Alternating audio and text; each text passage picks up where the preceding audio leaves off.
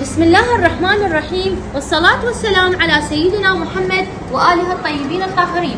نبارك لكم بحلول شهر رمضان المبارك، وكل عام وأنتم بألف خير.